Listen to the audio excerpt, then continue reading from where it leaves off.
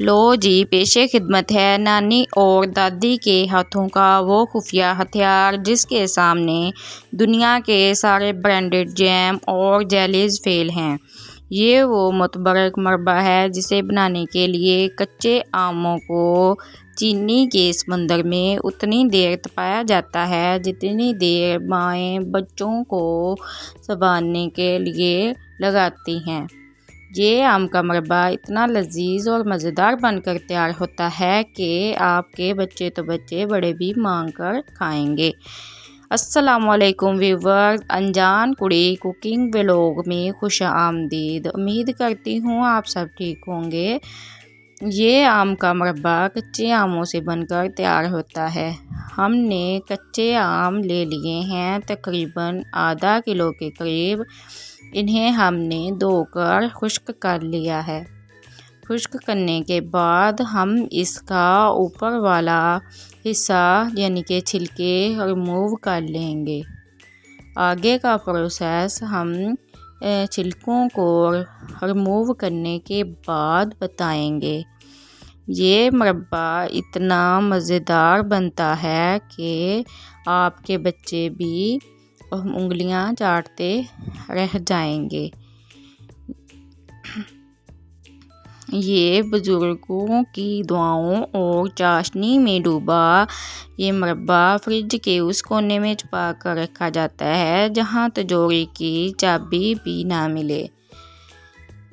इस मरबे को बनाने के लिए अब हमने इसको लंबा लंबा करके इसे काट लेंगे। तमाम आमों की हम गुठलियाँ अलहदा कर लेंगे और जो गूदा है उसे काट कर हम अलहदा कर लेंगे। ये सिर्फ कच्चे आमों से मरबा बनकर अच्छा तैयार होता है। जब आम थोड़े पक जाएं तो ये मरबा सही बनकर तैयार नहीं होता और जैम की शक्ल अख्तियार कर लेता है।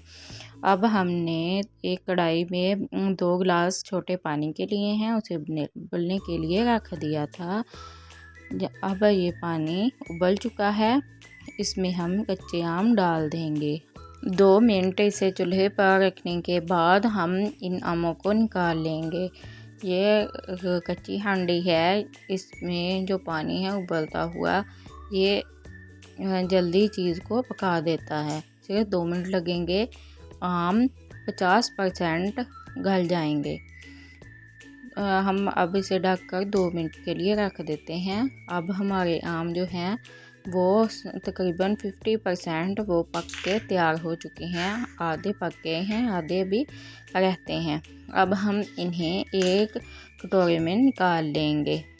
कटोरे में हम इन सब को निकाल के बाकी जो हमारे पास पानी बचेगा वो हम रिमूव कर देंगे और इस कढ़ाई में हम 2 चम्मच छोटे और 1 बड़ा चम्मच हम कुकिंग ऑयल का डाल देंगे। इसमें हम आधा पाव चीनी डालेंगे। हमारे आधा किलो आम थे तो हम लेंगे 1 पाव चीनी।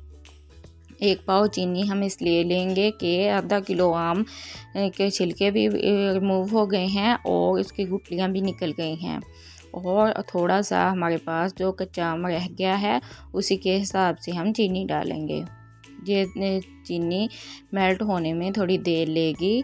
ये हम कच्चे बर्तन में इसलिए बना रहे हैं कि चीनी कच्चे बर्तन में मेल्ट होते हुए नीचे नहीं लगती और जलती नहीं है। जब चीनी जल जाए तो कड़वा सा टेस्ट खाने में आता है। अब हमारी चीनी तकरीबन मेल्ट हो गई है। अब इसमें हम थोड़ा सा आधा गिलास के करीब जितना पानी डालेंगे और ये जो चीनी की गुठली बन गई है इसे आहिस्ता आहिस्ता से रिमूव कर लेंगे।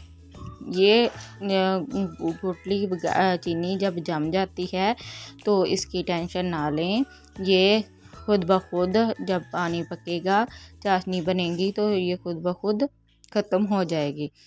अब हम देख लेंगे, हमें एक तार चाहिए चाशनी की और जब ये एक तार बन जाए और थोड़ी सी उंगलियों पे चिपकने लगे तो हमारी चाशनी बन के तैयार है। अब हम इसमें बॉयल किए हुए आम डाल देंगे। آم ڈالنے کے بعد ہم اس میں چھوٹی الائچی ڈالیں گے، چھوٹی الائچی خوشبو اور ذائقے کے لیے۔ کالی مرچ ڈالیں گے آدھا چمچ، یہ بھی ذائقے کے لیے، اگر آپ ڈالنا چاہیں تو ڈال لیں، اگر نہیں ڈالنا چاہتے ویسے ہی کھانا چاہتے ہیں تو یہ بھی ٹھیک ہے۔ پھر ہم سرکے کا ایک بڑا چمچ لیں گے، یہ کیونکہ ہم اسے فریج میں رکھیں گے تو یہ ہمارا مربہ خراب نہیں ہوگا اور چینی اس میں جمے گی نہیں۔ اور ہم اس میں لیں گے مغز، وہ بھی اس میں ڈال دیں گے۔ اس کے بعد ہم کشمش لیں گے، وہ بھی ہم مربے میں ڈال دیں گے۔ یہ ہمارا مربہ بہت زیادہ مزیدار بن کر تیار ہوتا ہے۔ جب ہم اسے پکانے لگتے ہیں اور اس کا پانی پکا کے موو کرتے ہیں، اس کا آدھے سے زیادہ کھٹا پن جو ہے نکل جاتا ہے۔ اس کو نکالنے کے بعد ہی ہم یہ آم کا مربہ تیار کرتے ہیں۔ یہ تمام عمر کے لوگ کھا سکتے ہیں، بچے بھی اور بڑے بھی، بڑوں کو بھی یہ بہت زیادہ پسند ہوتا ہے۔ ہمارا مربہ اب بن کر تیار ہے۔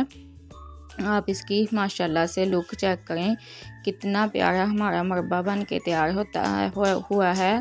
آپ بھی گھر پر یہ ریسیپی ضرور ٹرائی کریں اور ہمیں کمنٹ سیکشن میں ضرور بتائیں کہ آپ کی یہ مربے کی ریسیپی کیسی بن کر تیار ہوئی ہے۔